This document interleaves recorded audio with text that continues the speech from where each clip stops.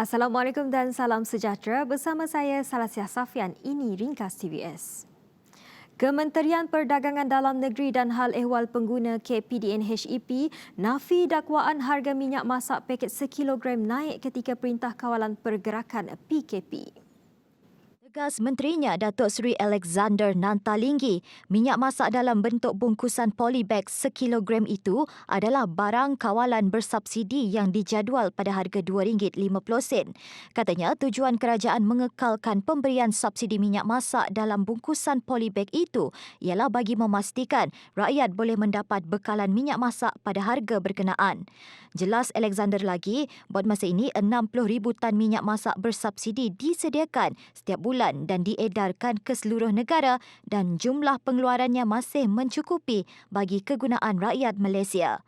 Sekiranya terdapat mana-mana pihak cuba mengambil kesempatan dan menaikkan harga minyak masak tanpa mematuhi perundangan, mereka boleh diambil tindakan tegas mengikut Akta Kawalan Harga dan Anti Pencatutan AKHAP 2011. Kementerian Pembangunan Usahawan dan Koperasi MEDEK menggesa usahawan untuk memanfaatkan sepenuhnya pelbagai bantuan, insentif dan program di bawah kementerian dan agensinya. Ini adalah untuk memastikan para usahawan kekal berdaya saing dalam persekitaran perniagaan yang mencabar hari ini. Menterinya Datuk Seri Dr. Wan Junaidi Tuanku Jaafar berkata, usahawan perniagaan tidak formal turut digalakkan mendaftar dengan pihak berkuasa yang berkaitan supaya semua peruntukan dan bantuan yang ada dapat disalurkan kepada penerima yang layak. Menurut kaji selidik oleh kementerian, antara cabaran utama yang akan dihadapi oleh usahawan semasa Perintah Kawalan Pergerakan PKP 2.0 adalah kekangan aliran tunai dan jumlah jualan yang lebih rendah. Ini berikutan penurunan permintaan daripada pelanggan dan waktu operasi perniagaan yang lebih pendek. Bagaimanapun, di sebalik semua risiko ini, Wan Junaidi optimis untuk menyaksikan impak positif daripada situasi semasa iaitu dari segi peningkatan permintaan dalam talian serta penawaran produk dan perkhidmatan. Sepanjang pelaksanaan Perintah Kawalan Pergerakan Bersyarat PKPB di semua bahagian di Sarawak bermula hari ini hingga 31 Januari, kelab malam atau pub, taman tema, karaoke, rumah urut, spa dan refleksologi antara aktiviti hiburan yang tidak dibenarkan. Menurut Jawatan Kuasa Pengurusan Bencana Negeri JPBN Sarawak, aktiviti hiburan lain yang tidak dibenarkan adalah taman permainan tertutup dan panggung wayang. Manakala aktiviti sukan dan rekreasi yang tidak dibenarkan sepanjang PKPB adalah penganjuran kejohanan dan pertandingan tempatan dan antarabangsa tanpa kelulusan Kementerian Belia dan Sukan dengan kehadiran penonton dan penyokong. Sementara itu, farmasi dan kedai menjual ubat-ubatan di seluruh Sarawak kecuali di bahagian Sibu dibenarkan beroperasi dari pukul 6 pagi hingga 10 malam sepanjang pelaksanaan PKPB. Waktu operasi klinik dan hospital kerajaan serta swasta dibenarkan mengikut waktu ditetapkan kerajaan. Malaysia mencatatkan sejumlah 3,339 kes baharu COVID-19 pada Ahad. Ketua Pengarah Kesihatan Tan Sri Dr. Nur Hisham Abdullah dalam satu kenyataan memaklumkan 3,324 kes merupakan penularan tempatan manakala kes import pula sebanyak 15 kes. Dengan pertambahan kes baru itu, ia menjadikan sejumlah 37,782 kes aktif kini sedang mendapatkan rawatan. Selangor masih merekodkan kes baru tertinggi iaitu 1,314 kes, diikuti Sabah 393 kes dan Johor 362 kes. Kementerian Kesihatan turut memaklumkan sejumlah 7 kematian direkodkan, sekaligus menjadikan jumlah kematian kini adalah 601 kes. Sementara itu, Sarawak merekodkan bukan kematian pertama berkaitan kes positif COVID-19 melibatkan seorang lelaki warga tempatan yang meninggal dunia pada 14 Januari lalu. Menurut Jawatankuasa Pengurusan Bencana Negeri JPBN Sarawak, kes ke-2065 iaitu lelaki berumur 42 tahun dimasukkan ke Hospital Miri pada 13 Januari lepas kerana tidak sedarkan diri dan kes disahkan meninggal dunia pada 14 Januari 2021. Kes juga mempunyai komorbid iaitu penyakit lain seperti kencing manis, darah tinggi dan juga hepatitis A. Bagaimanapun, kes ini dikategorikan sebagai kes bukan kematian yang disebabkan oleh jangkitan COVID-19 meskipun kes didapati positif COVID-19. Sarawak pada Ahad merekodkan 62 kes positif COVID-19.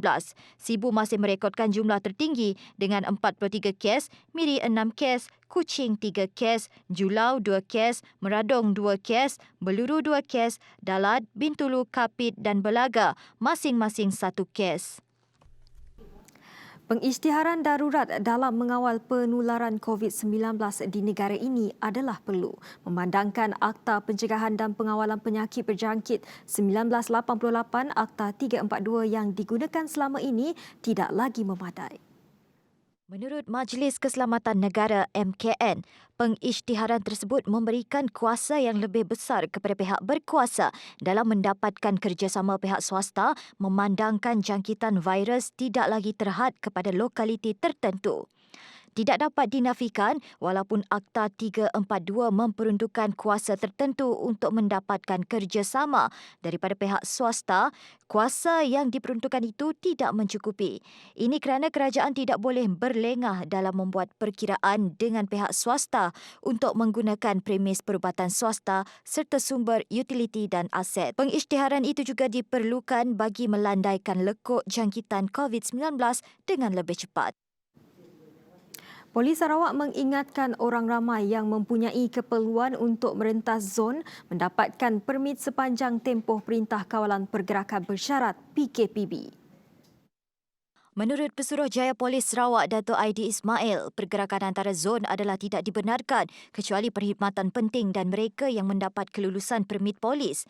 Bagi pergerakan di dalam zon masing-masing, ia adalah dibenarkan kecuali pergerakan ke kawasan PKP. Kawasan PKPB yang terlibat adalah zon Kuching yang melibatkan bahagian Kuching, Semerahan dan Serian. Zon Seri Aman melibatkan bahagian Seri Aman, zon Sarike melibatkan bahagian Sarike dan Betong, zon Mukah melibatkan bahagian Mukah, zon Kapit bahagian Kapit, zon Bintulu bahagian Bintulu, zon Miri bahagian Miri dan zon Limbang bahagian Limbang. Sedikit perkembangan sukan. Bergu profesional negara Goh Vishem dan Tan Wee Kiong terpaksa akur apabila sekadar berpuas hati dengan gelaran naib juara pada kejohanan terbuka Thailand Yonex di Bangkok. Perlawanan akhir itu menyaksikan bergu negara tewas kepada pasangan bergu dari Taiwan, Li Yang dan Wang Chilin apabila tewas pada pusingan pertama dengan pungutan mata 16-21. Masuk pada pusingan kedua, bergu negara berjaya bangkit memenangi pusingan tersebut dengan pungutan mata 23-21. Bagaimanapun, momentum itu gagal dimanfaatkan oleh pasangan bergu negara apabila mereka tewas kembali pada pusingan ketiga dengan pungutan markah 19-21.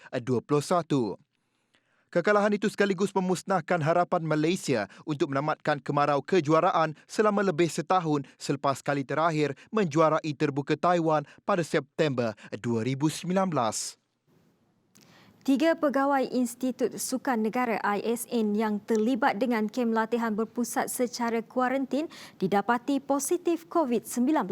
Ketua Pegawai Eksekutif ISN Ahmad Faizal Muhammad Ramli berkata, kesemua individu itu sah dijangkiti ketika menjalani ujian calitan pada 12 Januari lepas. Menurut Ahmad Faizal, mereka yang berkenaan bagaimanapun telah diuruskan mengikut prosedur operasi standard yang telah ditetapkan oleh Kementerian Kesihatan dengan menerima tindakan susulan yang sewajarnya. Tambah Faizal, sebanyak 47 pegawai ISN terdiri daripada pegawai perubatan dan sains sukan telah memulakan perkhidmatan serta memantau perkembangan program latihan atlet dan jurulatih negara ketika tempoh Perintah Kawalan Pergerakan PKP dan PKP Bersyarat PKPB. Sebelum ini, Majlis Sukan Negara mengesahkan 7 atlet dan 6 pegawai positif COVID-19 setelah kembali ke kem latihan selepas cuti Christmas dan Tahun Baru pada 3 Januari lepas. Laporan itu tadi mengakhiri ringkas TVS untuk jam ini. Teruskan kesetiaan anda bersama kami di saluran 122 Astro. Ingat, peperangan kita menentang COVID-19 masih belum selesai. Jaga kebersihan diri, jaga penjarakan fizikal dan patuhi SOP yang telah ditetapkan. Saya Selasa Safian, salam hormat dan jumpa lagi.